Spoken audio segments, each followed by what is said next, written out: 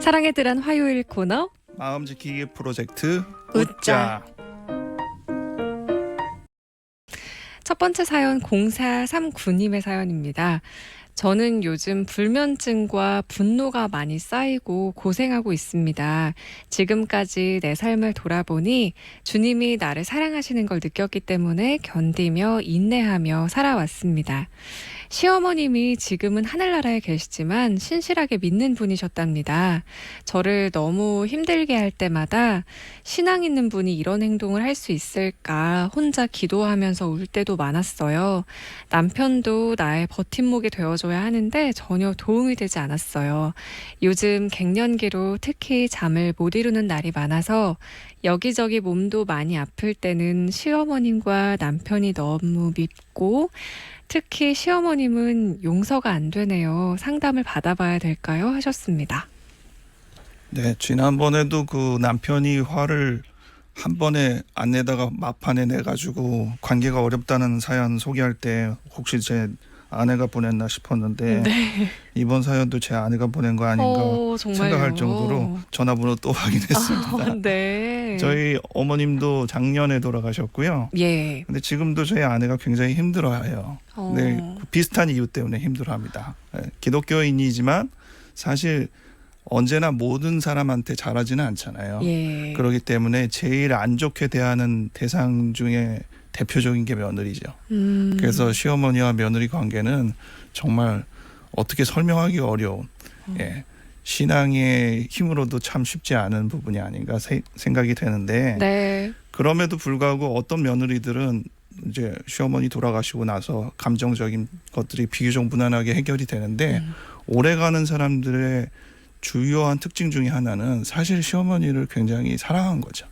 그래요? 네, 시어머니한테 인정을 받고자 하고 관계를 잘 만들고 싶은 그 마음이 워낙 컸기 때문에 그 부분이 막판에 충분히 이제 해결이 안 되는 거예요. 살아계시면 좀 이 얘기하면서 풀어가면 좋겠는데 네. 이미 돌아가셨기 때문에 이제 본인 혼자서 해결을 해야 되거든요. 네. 그래서 우선 말씀드리고 싶은 건 시어머니와의 관계가 굉장히 힘들었다는 거 인정이 되고요. 그리고 시어머니가 만약 살아계셨다면 정말 며느리인 나에게 깊은 감사와 사랑의 의견을 전달해 주셨을 것이라고 생각해 주시고 네. 이 부분을 잘 해결해 나가시는데 상담도 물론 도움을 받으시면서 해결해 나가시기 바랍니다. 예. 그 시어머니를 사랑했기 때문에 그것이 해결되지 못했다라는 부분은 생각하지 못했던 부분이었어요. 저는 오히려 믿는 시어머니였는데 나에게 안 좋게 대하셨던 것 때문에 그 응어리가 풀리지 않았다라고만 생각을 했는데 또 그런 마음속의 기저에는 그런 부분이 있을 수 있군요. 네, 미움만 있으면 오히려 깔끔해요. 아. 미워하니까 네. 그냥 미흡고 저 사람은 정말 나쁜 사람이야. 그냥 그걸로 끝인데. 예, 그렇게 해서 아주 마음을 편하게 가질 수 있는데 네. 마음이 복잡하다는 건 그 마음에 갈등이 생긴다는 거거든요. 네. 그러니까 이게 사랑의 문제가 사실은 더 해결하기가 어려운 부분이라고 할 수 있습니다. 네. 아들이 초등학교 5학년 12살입니다. 사춘기 초기인 것 같고요. 어떻게 양육해야 할까요? 하셨습니다. 네, 일반적으로 사춘기를 만나는 모든 부모님들에게 말씀드리고 싶은 두 가지 얘기를 좀 하려고요. 첫 번째는 부모는 좋은 걸 선점하면 안 돼요. 네. 이 표현이 굉장히 중요합니다. 많은 부모가 우리 사춘기 아이한테 건강하고 아름다운 길, 특히 신앙적인 길을 가르치겠다는 이유로 이런 걸 해야 된다라는 얘기들을 먼저 하세요. 네. 근데 사춘기 아이는 그 어린아이 2, 3세 아이 마냥 노, 아니요라는 표현을 하고 싶어하는 나이거든요. 웬만하면 부모가 생각하는 것을 제외한 나머지 안에서 고르고 싶어해요. 오히려 얘기하면 역효과군요. 그러니까 부모가 먼저 좋은 걸 다 선점해 버리면 나머지 중에 골라야 되니까 네. 당연히 안 좋은 걸 고르잖아요. 그러면 부모는 거봐라, 너 안 좋은 거 골라서 결과가 나빠지지 않느냐 이런 식으로 또 나중에 얘기를 하는 거예요. 네. 그래도 그 부모가 안내해 주는 쪽에서 선점하고 싶어 하지는 않아요. 그러니까 부모가 이게 정말 좋은 거야 그러면 그거 빼놓고 다른 것 중에 권해주거나 이게 차라리 나을 수도 있어요.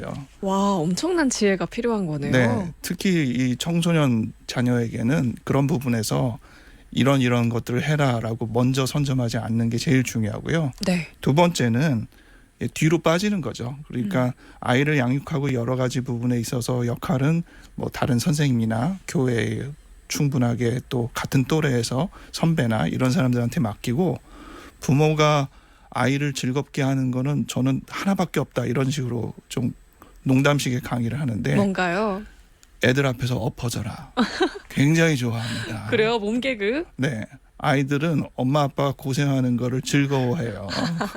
그러니까 그거를 통해서 네. 아이가 웃으면 좋잖아요. 결과적으로 아이를 즐겁게 하는 걸 만들어주세요. 우리 네. 아이는 아직도 20대 중반인데도 불구하고 네. 엄마 자는 모습 찍어놓고 재밌다고 웃어요.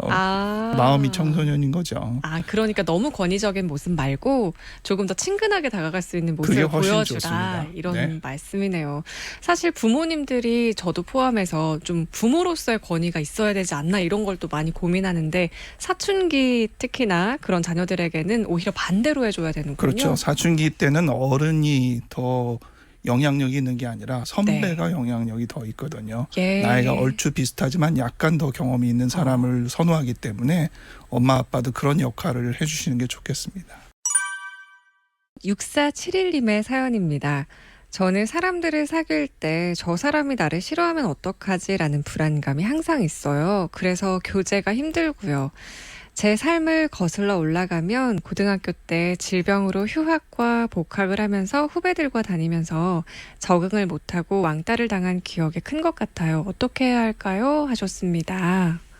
네, 불안이 있는 사람을 누가 좋아하겠어요. 사실 이렇게 그게 얼굴에 비치거나 행동에 나오면 당연히 사람이 처음에는 가까이 있다가 서서히 피할 거예요. 그래서 느껴지죠. 그 불안을 해소하고 불안이 없는 사람처럼 자기를 잘 포장하는 게 중요해요. 네. 설령 불안이 있다고 해도 그걸 잘 포장할 수 있는 부분을 연습을 해야 되는데요.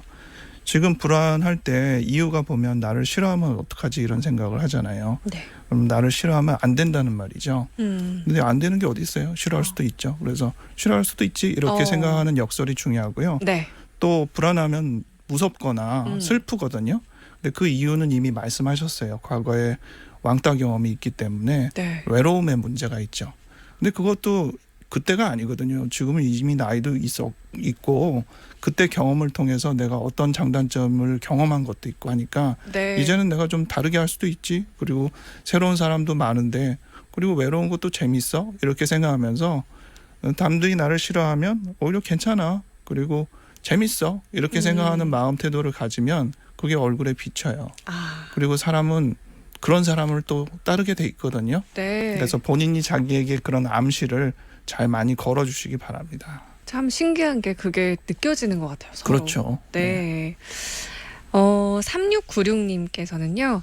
안녕하세요. 저의 남편이 자녀와 놀아주거나 함께하는 것을 많이 부담스러워하고 본인 기분에 따라 하는 경향이 많습니다. 유튜브 볼 시간에 하나밖에 없는 딸과 다정히 함께하는 모습 보고 싶어요 라고 하셨고요. 이런 사연도 도착했는데요. 9830님께서 저는 26개월 아기에게 화가 나면 욕을 하고 소리를 지릅니다. 어렸을 때 부모님이 저에게 했던 그대로 따라하는데 화내고 나면 너무 가슴이 아프고 회개하는데 잘 고쳐지지 않습니다. 기도도 하는데 화가 나면 순간적으로 튀어나와요. 너무 고치고 싶은데 어떻게 해야 좋을까요? 라고 하셨습니다. 일단 남편이 잘 안 놀아주는 부분에 대해서 실망스럽긴 할 텐데 네. 남편이 어떤 일을 하시는지 그리고 집에서는 얼마나 피곤한지 이거를 잘 모르겠어요. 만약 그런 부분이 있다면 사실 집에서는 다른 거 하고 싶지 않고 자기가 하고 싶어하는 것만 하고 싶어하는 가능성이 있거든요. 너무 그래서 지쳐 있으면요. 그렇죠. 그래서 그 부분을 먼저 확인을 해서 잘 응원해 주시면 약간의 민망함 때문에 미안함 때문에 딸한테 조금이라도 더 잘해줄 수 있을까 싶기도 하고 네. 또 한 가지는 약간 전략적으로 우리 남편이 딸이다. 그리고 우리 딸이 남편이다. 이렇게 생각해서 역할을 바꾸세요. 유튜브 보는 남편이 그렇게 극성맞은 딸인 거고 자기 딸이 그 극성맞은 딸을 달래줄 아빠다라고 생각을 해서 네. 딸이랑 잘 진지하게 상의를 해보세요.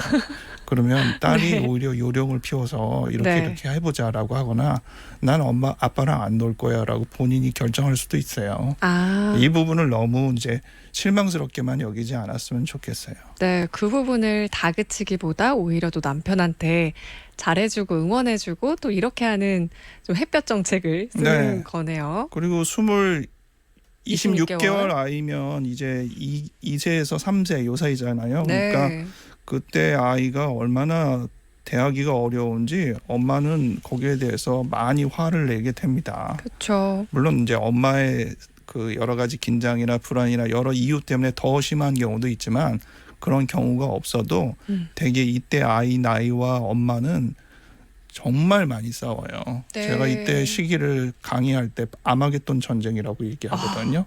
그만큼 이제 이 선과 악의 대립이 심하게 왔다 갔다 하듯이 아이가 엄마를 들쑥날쑥 들었다 놨다 해요. 맞아요. 예, 그러니까 엄마도 자연스럽게 거기에 대해서 본인의 다른 감정까지 섞어가지고 막 화가 내고 욕하고 이럴 때가 많죠. 이것도 이 남편이랑 비슷할 수도 있어요. 그러니까 본인이 갖고 있는 그 긴장 불안을 얼마나 잘 가볍게 만드는 그 과정에 충실히 했나 네. 그 부분을 생각해 보시고 그 부분에서 여유를 가져야만이 오히려 더 마음 편하게 아이를 대할 수 있을 것입니다. 네, 막 튀어나오려고 하는 걸 어떻게 참을 수 있을까요? 튀어나오는데 어떻게 참겠어요? 할 수 없나요? 근데 그거를 이제 튀어나온 감정을 어떻게 할 수는 없지만 그거를 아이한테 향하는 방향은 바꿀 수 있거든요. 그러니까 아이한테 너 이놈아 뭐 이러고 싶은 대신 할렐루야 뭐 이렇게 한다든지 아, 단어를 바꿔요. 감정은 막 이렇게 아, 좀 더 이렇게 격하게 올리고 헤비메탈 부르듯이 이렇게 해도 돼요. 근데 저희 남편이 좀 그래요. 이렇게 네. 너 정말 귀엽다. 약간 이런 식으로.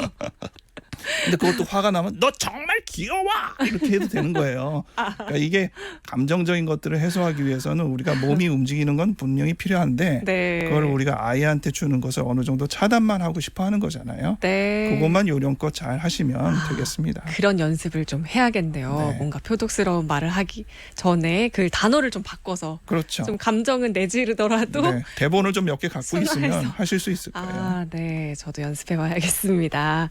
가을에 다시 뵙도록 하겠습니다. 원장님 고맙습니다. 감사합니다.